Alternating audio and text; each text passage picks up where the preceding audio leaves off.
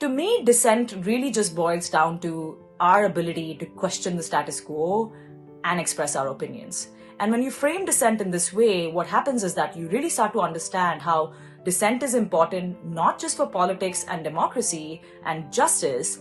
It is really essential to the human condition. It is really essential and the foundation to the way that we think, the way that we create, and the way that we imagine. Political dissent to me is absolutely essential to what I do as a writer, but it's also absolutely essential to me as a person. I cannot imagine feeling fully formed as a human being without the notion of dissent. I think that dissent is not just important to things like democracy, freedom, or liberation. I think it's essential. I don't think you have liberation or freedom or democracy without dissent. To me, resistance and dissent against the system comes from a place of deep love for our shared home and all its inhabitants. Dissent to me is choosing consciously to break away from systems that cause injustice outside us and also within us. We should all be able to ask questions like, why does the sun set in the west? Why do we have capital punishment? Why does the government beat up students? Why is the government not focused on climate change? Why is it okay for people to discriminate against somebody based on their caste, which was decided thousands of years ago? Why should dark skin be considered ugly? These are all questions that people have asked, and that is how we have formed our collective intelligence. So I think it's really important for us to frame dissent in this way so that it becomes clear that it is actually a way of being, and especially in these times where dissent has become kind of a dirty word. People tend to think of democracies as places where, every 5 years or 4 years they call you up for an election. There are plenty of countries in the world that do that. India, Pakistan, Israel, all these countries have elections. What they don't really have are spaces for dissent. And by that I mean dissent that is allowed every single day against everything all the time. That to me is what democracy looks like. They don't just call you up once every 4 or 5 years, but they have the strength and the space to hold dissent, a wide range of dissent, every hour of every day, always. Dissent includes protests, it includes organizing people. Sometimes it includes social media campaigns, putting up posters, but it also looks like sharing a meal, dancing, building communities, or resting in a world that bases your worth by how productive you are. To me, dissent is choosing to love against all odds and showing up for people and for all the things you love. The importance of sharing stories of dissent is that it helps us fight injustice, it makes us braver, it gives us hope, it strengthens our resolve against seemingly overwhelming, unwinnable ideas. And I think that's the future that we imagine with dissent. We imagine a future that is more just, that is more inclusive, is more open.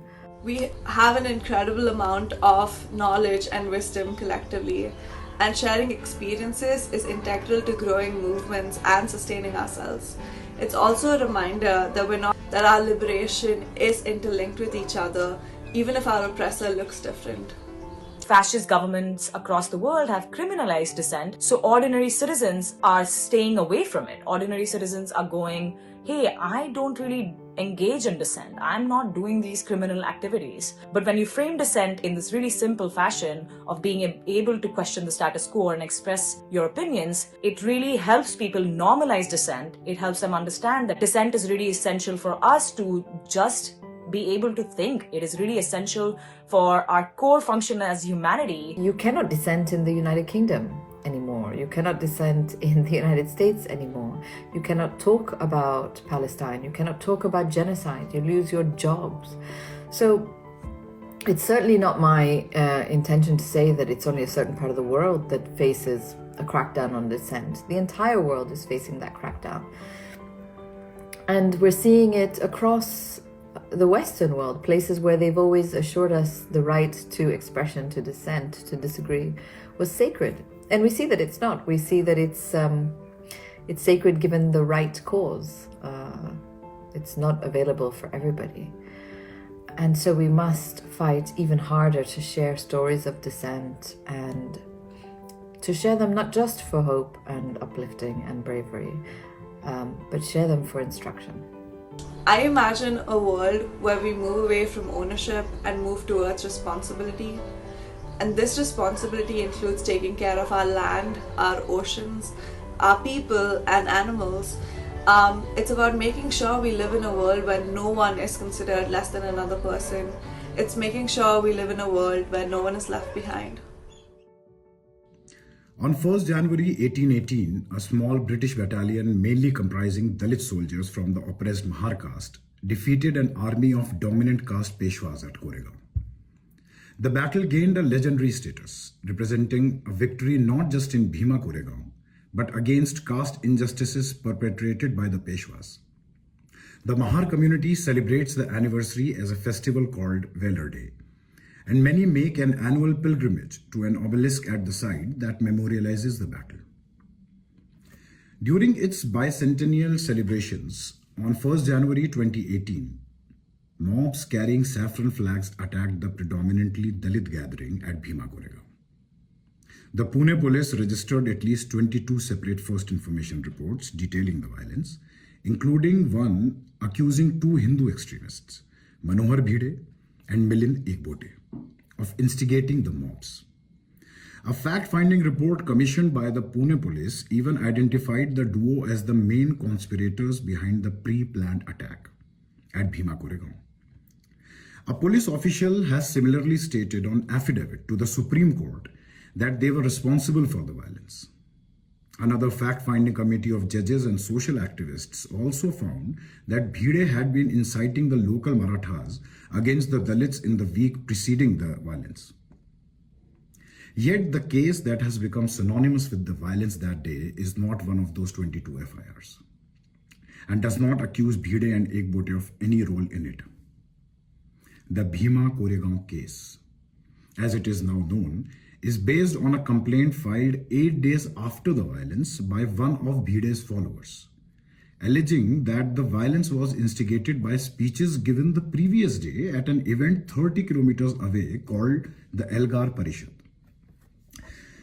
The Elgar Parishad was a mass meeting organized by a former Supreme Court Judge P.B. Sawant and a former Bombay High Court Judge B.G. Kolse Patil in Pune's Shaniwarwada. The event did not instigate violence, but included speeches and performances calling upon the public to defend democracy in India. In subsequent years, the Pune police arrested a series of individuals, the majority of whom had a little to do with the Elgar Parishad event, as the Elgar Parishad had to do with the Bhima Koregaon violence. The only common thread across the 16 people arrested, or the BK-16, as they came to be called, was a record of working for the rights and empowerment of marginalized communities. As activists, writers, lawyers, academics, and artists, the BK-16 worked on a range of issues, including rights of Adivasis, Dalits, and workers, advocacy against repressive anti-terror laws, cases of police brutality and sexual violence by armed forces, and land and forest rights. They are Gautam Naulakha, Shoma Sen, Sudha Bharadwaj, Anand Tirtumle, Arun Ferreira, Vernon Gonzalez, Varvara Rao, Rona Wilson, Surendra Garding, Mahesh Raut, Sudhir Dhawale, Hani Babu, Ramesh Gaichor, Sagar Gorkhe, Jyoti Jagtap, and Stan Swami. Since the first arrests in the case,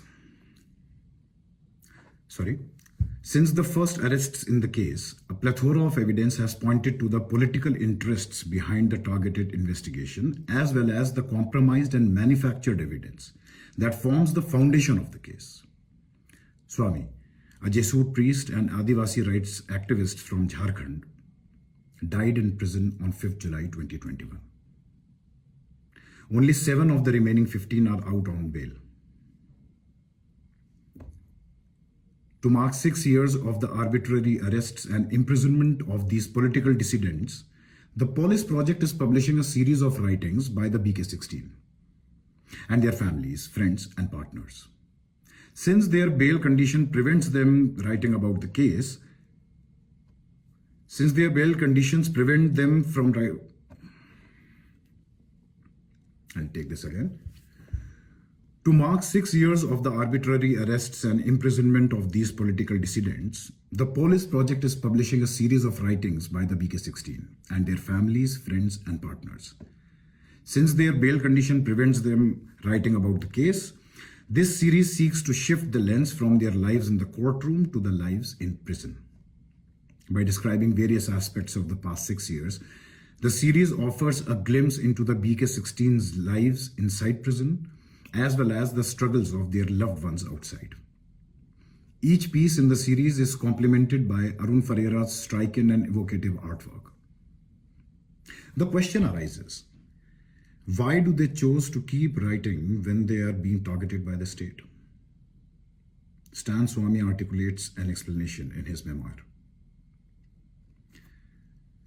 Why truth has become so bitter, dissent so intolerable, justice so out of reach? Because truth has become very bitter to those in power and position. Dissent so unpalatable to the ruling elite. Justice so out of reach to the powerless, marginalized, deprived people. Yet truth must be spoken, right to dissent must be upheld, and justice must reach the doorsteps of the poor. I am not a silent spectator. I'll take this one again. Why truth has become so bitter, dissent so intolerable, justice so out of reach?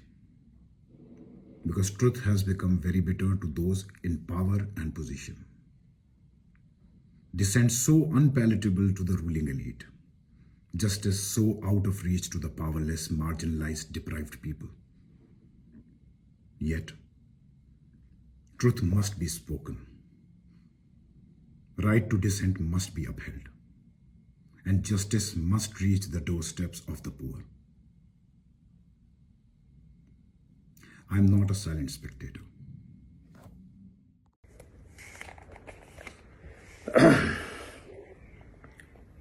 12th October 2020, Hani Babu.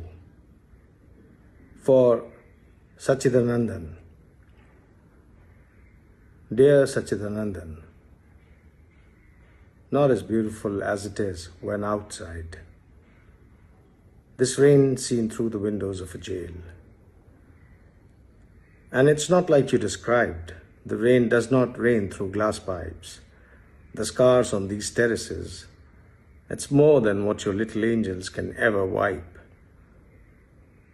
There is not even a single tree here. Even then, they have not been able to take from me the music of this rain. A silence, the deafening sounds of thunder drums. So I lie here, listening to its rhythm on this floor where bandicoots and centipedes crawl. I lie in the warmth of these rough sheets, not worrying about fundamental rights and basic freedom, thinking of my little daughter, who used to wait for me to come home every night, and my wife, who is now bearing the burden of the house, thinking that I am not alone in this iron-barred prison. I go to sleep in this prison now, dreaming of a country where our fundamental rights and freedoms are not snatched from us, and where we can sit watching the glass pipes of the rain end. This reference is to Sachidanandan's famous Malayalam poem Venal Maza, written for the then imprisoned Korean poet Kim Chi-ha. Thank you.